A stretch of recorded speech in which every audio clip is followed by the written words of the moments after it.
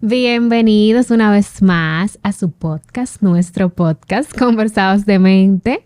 Hoy traemos a una invitada súper especial, a la doctora Rosanly Pichardo, quien nos estará acompañando en este tema tan súper especial que hemos traído el día de hoy. Porque existen muchos mitos con respecto a este tema, sobre todo, ¿verdad?, con nosotros los psiquiatras, y es el tema de los psicofármacos. Estaremos desmitificando. Claro que sí. A propósito de lo mismo, todo lo que dicen acerca de eso, es porque tenemos que educarnos y educar a la población.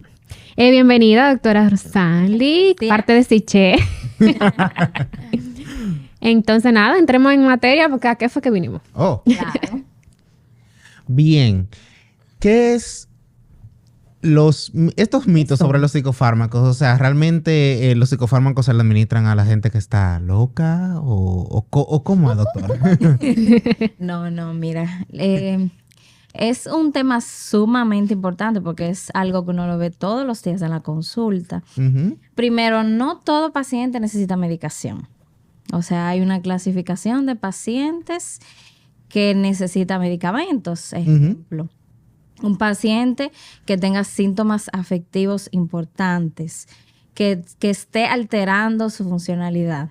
Un paciente que tenga síntomas ansiosos, que no duerma, que no coma, que tenga síntomas que están fuera de la realidad. Psicosis, trastorno del sueño, trastorno de conducta alimentaria. Hay un sinnúmero de trastornos que tú tienes que medicarlo. O sea, no todo paciente necesita medicación, porque hay sustancias en el cerebro que necesitan nivelarse, necesitan aumentarse o disminuir, o en este caso, estabilizarse. Exacto. Yo creo que el cuco más grande que tienen los pacientes a la hora de acudir a un psiquiatra es: yo no quiero que me pongan medicación. Así. O sea, si lo ponen de cualquier otra especialidad, se la beben. Pero si es de psiquiatría, mi amor, Sí. le tienen un terror. Sí, pero, o sea, y dentro de mi especialidad, los padres siempre tienen ese temor de: me van a drogar a mi niño, me van a drogar a mi adolescente, me van a drogar a mi hijo. Pero al fin y al cabo, todos los medicamentos tienen una porción de alguna droga. Exacto, son Entonces, drogas legales. en sí, ¿qué son los psicofármacos y cómo funcionan, Carla? Los psicofármacos son fármacos o son medicamentos, drogas, que actúan a nivel cerebral. Y lo que van a hacer es que van a estabilizar ciertas sustancias que tenemos, que son los neurotransmisores, que son esas sustancias encargadas de regularizar el funcionamiento de nuestro cerebro, por así decirlo. Y dependiendo del tipo de fármaco, pues va a tocar diferentes receptores. Esos receptores tienen diferentes funciones, que si no tenemos que hacer un episodio para cada uno. Pero básicamente es regularizar los neurotransmisores en el cerebro, ya sea que haya uno que esté muy alocadito por ahí o haya otro que haga falta. Entonces, más o menos eso es lo que hacen. Exacto. En sentido general. No sé, ¿qué tan real es eso de que por el tema del cuco que tiene? El cuco. ¿Qué tan real es eso de que uno se puede convertir en adicto por empezar a tomar ese tipo de medicamentos? No, mira, lo que pasa es que hay muchas personas que tienen ese, mito, ese error, porque, ¿qué pasa? Inmediatamente una persona se siente mejor, siente que está triste, se siente pues con más ánimo, que no estaba durmiendo y que ahora está durmiendo, dice, pero me estoy haciendo dependiente de este medicamento, y realmente no es así, sino que hay esas sustancias que faltaban, esos neurotransmisores, ya se están estabilizando. Si había una disminución de serotonina, esa serotonina ya se está estabilizando. Entonces no es que vas a ser adicto o que eres adicto, sino que ya esas sustancias que se necesitaban están supliéndose. Entonces, porque te sientas mejor, no es que eres adicto, sino que eso que te faltaba ya lo estás adquiriendo. Entonces, también está el tema que, por ejemplo, me siento bien y lo dejé y me siento mal. Lo que pasa es que hay un tiempo por el cual se deben de tomar los medicamentos. Y si usted lo deja antes de tiempo, pues obviamente se va a sentir mal de nuevo, porque todavía ese trastorno que se le está tratando no está totalmente en remisión. Claro, hay trastornos que van a necesitar tomar la medicación de manera continua y hay otros que si no cumplen el tiempo recomendado, obviamente usted inmediatamente se lo dejó de tomar o a los par de días se va a empezar a sentir igual o peor de cómo estaba. Así que, por favor, no inventen. Básicamente, señores, no se den de alta ustedes solos. No se den de alta, ni empiecen a modificar dosis, como veo yo mucho que hacen. Y que yo me voy a tomar la mitad, la voy a partir a la mitad. Yo no me siento tan mal. Yo me sentía bien. No, me bajé la dosis. Me voy a ver el doble. Hoy estoy muy triste, me voy a ver 2. Sí, lo hacen. ¿Y cuáles son los más comunes que ustedes los más prescriben? comunes, en este caso los antidepresivos, que es uno de los que más utilizamos, los inhibidores selectivos de la recaptación de serotonina, que sirve tanto para síntomas ansiosos como para síntomas de depresión. También están los estabilizadores del estado de ánimo, los estabilizadores del ánimo, en el caso de los bipolares que necesitan utilizarse. También están los antipsicóticos, aquellos pacientes que tienen alucinaciones, delirios, pues hay que utilizar esto. Los ansiolíticos, en este caso las benzodiazepinas, también son muy útiles porque hay pacientes que tienen niveles súper altos de ansiedad, entonces están indicados, básicamente. Que fuera bueno mencionar con respecto a eso de las benzodiazepinas, que es uno de los pocos fármacos que sí se relaciona con una dependencia física. Sí. Por eso no se recomienda ni que se utilicen dosis muy altas ni que se tomen por un tiempo prolongado. Pero ya después todo lo demás, no hay problema. Okay, esto es de los que más el paciente, se podría decir que puede ser dependiente. Se puede hacer dependiente. Específicamente de esta familia porque... ¿verdad? El mecanismo de acción del fármaco. Por esto es que sin prescripción médica, ningún fármaco es bueno utilizarlo. Y sobre todo las benzodiazepinas. Porque mi mamá está tomando eso, yo me voy a tomar un chin para dormir. Y después tú no vas a saber porque vas a ser dependiente y va a provocar muchas alteraciones cognitivas y demás que no es lo recomendable. Por eso vaya a su médico. Y el segundo cuco que tienen los pacientes, después que ellos aceptan tomarse la medicación, es, doctora, ¿y los efectos secundarios? ¿Qué tiene eso? ¿Cuáles son los efectos secundarios más comunes dentro de los psicofármacos? Sí, dependiendo de la familia, o sea, del grupo. En el caso de los antidepresivos, principalmente, como es serotonina, la mayor cantidad de serotonina se encuentra en los intestinos, o sea, a nivel gastrointestinal. Entonces, náuseas, vómitos, algunas personas tienen diarrea. En el caso de los antipsicóticos que también utilizamos, están los síntomas extrapiramidales, como temblores, rigidez, cialorrea, pero esos son en casos, pues, en un porcentaje mínimo.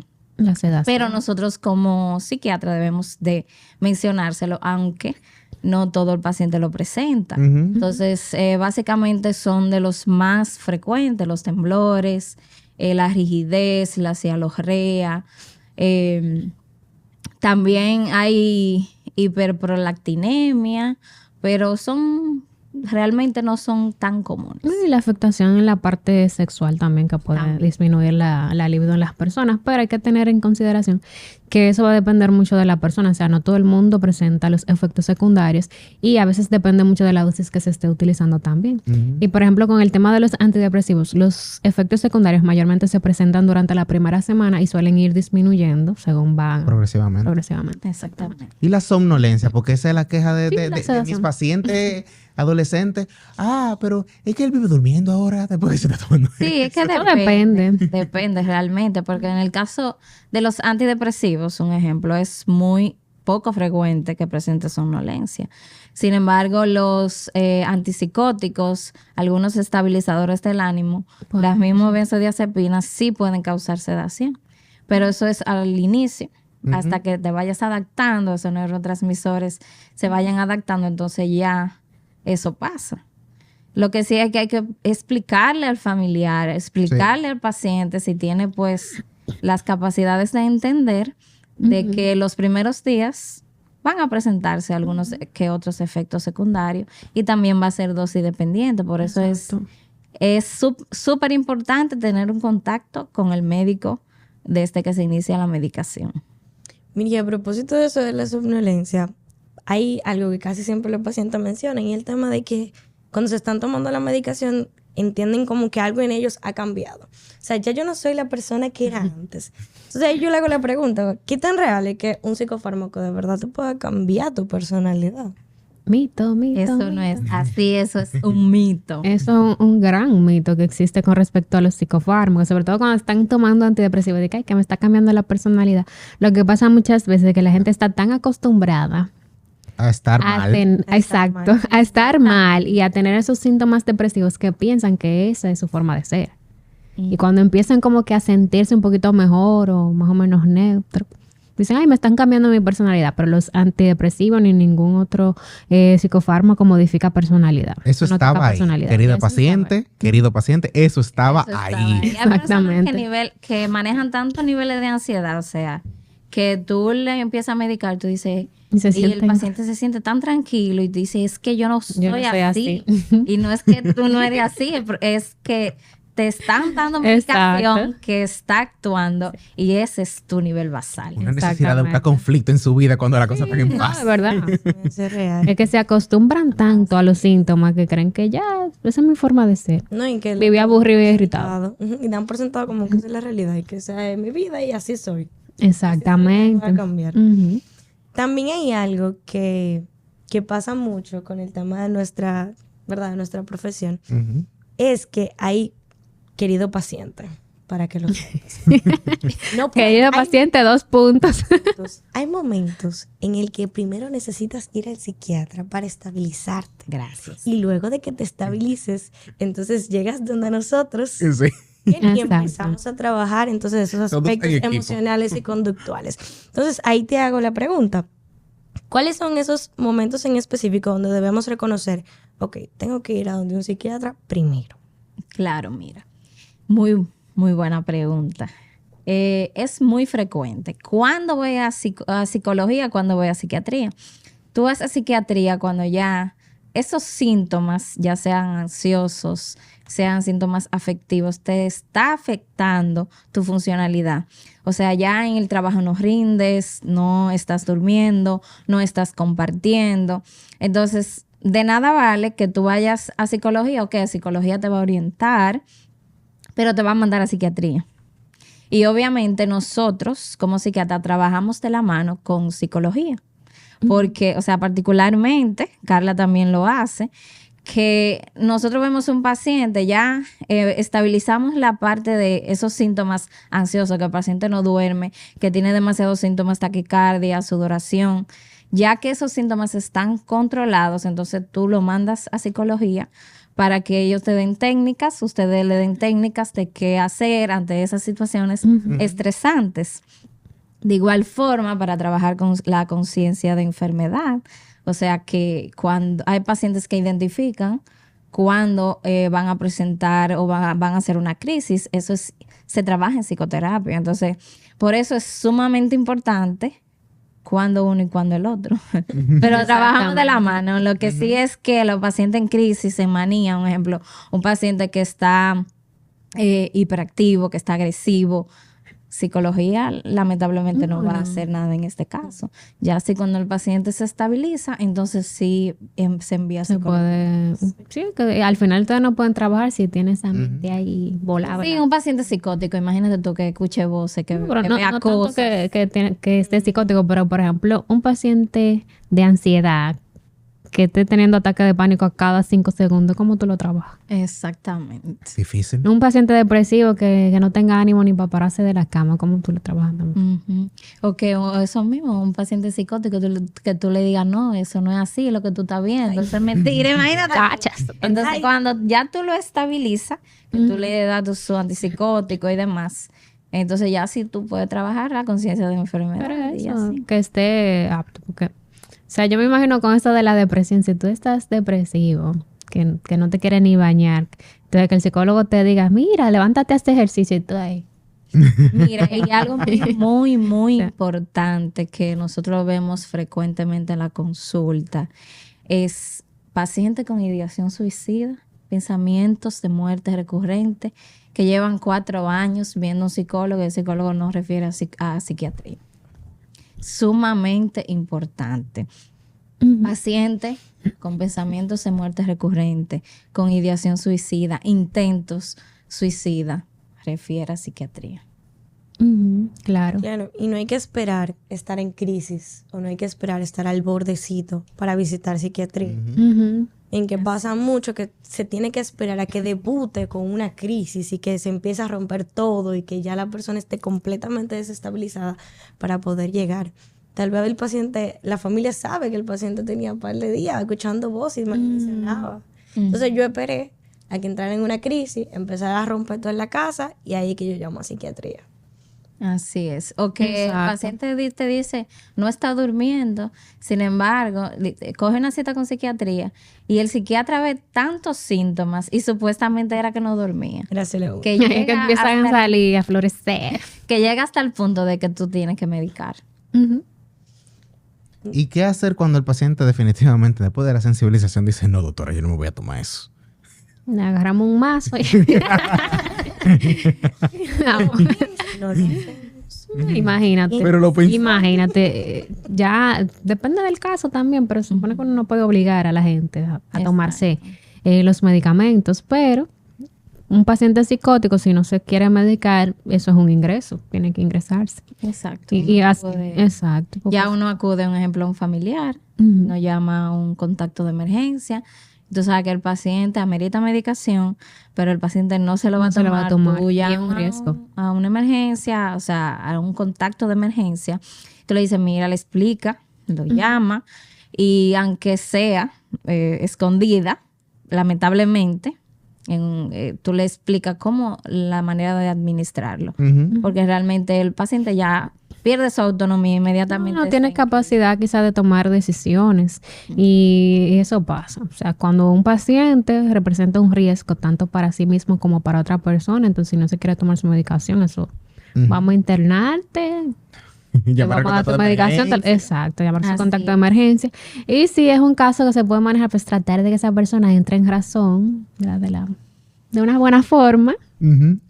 Convencerlo, motivarlo a que se tome la medicación, porque a veces por el mismo estigma que existe con los medicamentos psiquiátricos, a veces por el miedo a los efectos secundarios, pero ya después que tú le hablas y le explicas, no, eso no es así. Igual le puedes dar otra opción si pasa eso.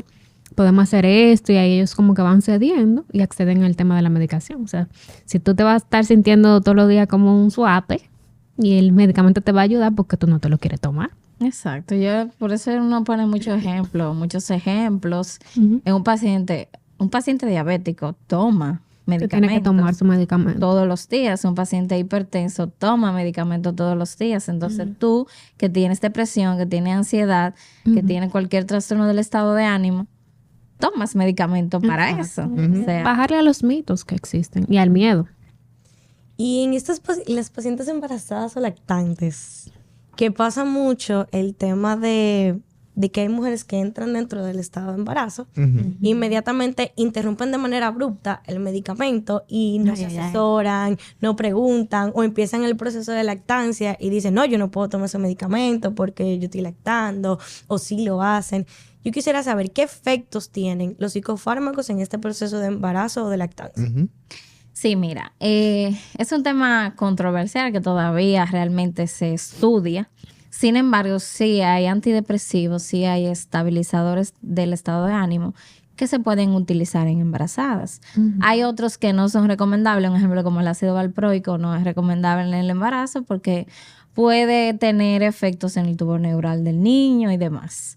Sin embargo, por eso es importante que acudir a su psiquiatra porque hay pacientes que quizás tienen mucho tiempo ya que no hacen una crisis. Ahí tú puedes valorar, disminuir el medicamento y hasta retirar, dependiendo de los episodios que haya tenido, dependiendo qué tiempo haya tenido porque está en remisión de síntomas. Depende del trastorno. También hay pacientes, en el caso de los antidepresivos, que se pueden utilizar. Un ejemplo, la sertralina se puede utilizar vigilando ya el bebé, que no cause ningún tipo de sedación en el niño. Y pues realmente sí, se puede utilizar. Y si hay pacientes que utilizan medicamento en altas dosis, también se recomienda hasta disminuirla a la mitad. O sea que no es que porque estoy embarazada no puedo utilizar ningún tipo de fármacos. Exacto, dejarlo a la menor dosis posible. Pero hay que valorar si lo necesita. A veces el daño que le va a hacer tener una mamá en crisis es mayor que lo que le podría hacer quizá el medicamento, que es en teoría porque verdad no se han hecho estudios en mujeres embarazadas porque es poco ético. Vamos a dar este medicamento a ver si el niño sale con problemas. Pero si hay que utilizarlo, se pueden utilizar, porque como te digo, una mamá en crisis es mucho más riesgoso para el desarrollo de ese bebé que utilizar el medicamento en el embarazo o en la lactancia.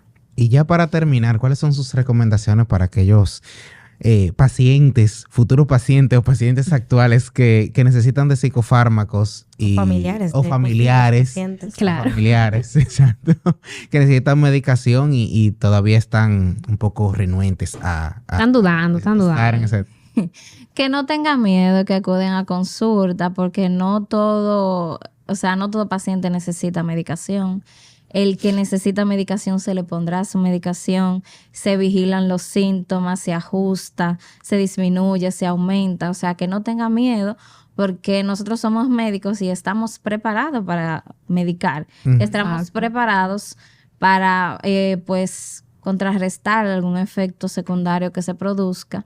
Y obviamente todos los fármacos, ya sea de otras enfermedades o de otro órgano, producen efectos secundarios, que no le tengan miedo y que es lo mejor cuando un paciente tú lo ves que no quiere ni siquiera pararse de la cama y que de repente cuando llega tiene 15 días, un mes con un medicamento que te dice, doctor, esto cambió mi vida. Entonces, sí vale la pena utilizar psicofármacos. Exacto, como dice la doctora, no tengan miedo a estar mejor, por favor. No le tengan miedo a sentirse bien. Busquen la ayuda siempre que la necesiten y que usted vaya a una consulta de psiquiatría no significa que obligatoriamente le van a poner un medicamento, ni significa que si le ponen un medicamento, ese medicamento tiene que ser por siempre. O sea, va a depender mucho del trastorno que esté cursando en ese momento. Hay casos en que solamente es necesario unos cuantos meses de tratamiento, hay otros casos que necesitan 1 año, hay otros casos que necesitan unos cuantos años, y hay otros casos, ¿verdad?, que son de manera continua, pero eso va a depender mucho del trastorno que esté presentando. Y la mayoría de las cosas que uno ve, depresión, ansiedad, suele ser por un tiempo limitado, vamos a decirlo. Así que vayan a consulta, los esperamos en consulta y no le tengan miedo a estar mejor. Así es. Esto ha sido todo por hoy en este episodio. Le damos muchísimas gracias a que no es una invitada, a nuestra directora del equipo, Rosali Pichardo, que estuvo aquí con nosotros hablando de este tema tan importante. Recuerden suscribirse, dar me gusta, seguirnos en las redes sociales de Siché, en la de Conversados de Mentes, y seguirnos en cada una de nuestras redes sociales, que agradecemos que cuando vemos esa notificación que dice un nuevo seguidor. Nos vemos en la próxima. Bye bye. Bye.